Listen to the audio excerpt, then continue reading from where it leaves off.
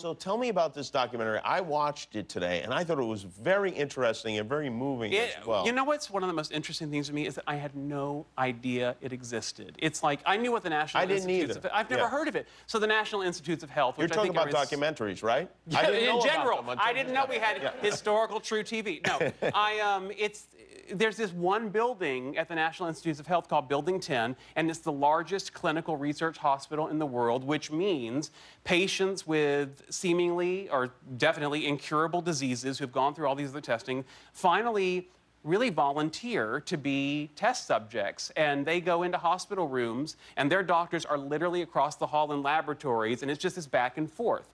And it's this beautiful combination of course, it's the greatest hope in the world. They're all hoping to get a personal cure. For a miracle, yeah.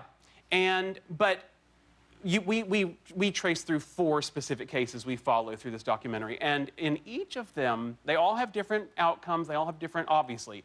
But there's this bedrock of this knowledge they all have that whatever happens to them, they know that they're making a contribution to like adding a rung in the ladder to coming closer to find a cure. It's the most beautiful, moving thing in the world, and it's such important work, and we pay for it.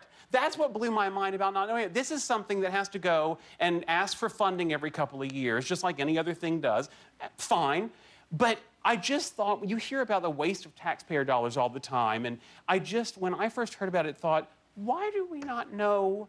This is something that President Truman got going in the early 50s. Like, our country's behind this. I don't mean to sound cynical, but when I first heard about it and I put it in perspective, like, this sounds like something I would hear about at a foreign country. I'd be like, oh, in Finland, they have this hospital where they're, whatever. Right, yeah. And I don't mean that as a slap against us. It's just like, this is ours, and I didn't know about it. I'm getting really over. By the way, it's nice to hear about things that you're paying for that you think are doing wonderful things. All you for the really world. hear about is the waste and the things that you don't the want bridge to nowhere or whatever, and it's like, no, this is some stuff going on too. And explain the title of the show. It's called an First in Human. It is. It's a weird thing to hear. First in Human, not inhuman, in human, and it is literally means what it says. It's the first time certain therapies or whatevers are going to be tested in a human being.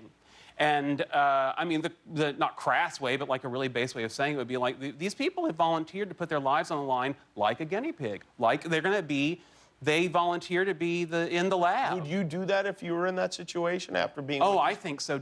I'll tell you why I would. Because one of the things you see in this documentary is the passionate, humane care these doctors work with.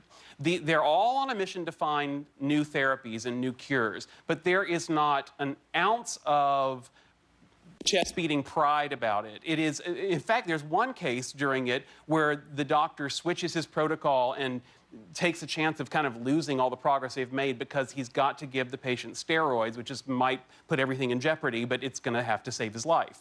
And I think there's a misconception with a lot of doctors around the country that this is volunteering to be a lab rat in a really cynical way. And I really think the people working there show you it's a 180 from that. Science is crucially important to them, but matched with it is because it's important to saving lives. And I have one in my hands right here. Yeah. Well, it's great that you're doing this. And I'm really proud to be. I love getting to do it. Inhuman, and there's the next 3 Thursday nights on Discovery. Jim Parsons, everybody. Thank you, Jim. Hi, I'm Jimmy Kimmel. If you enjoyed the video, hit subscribe.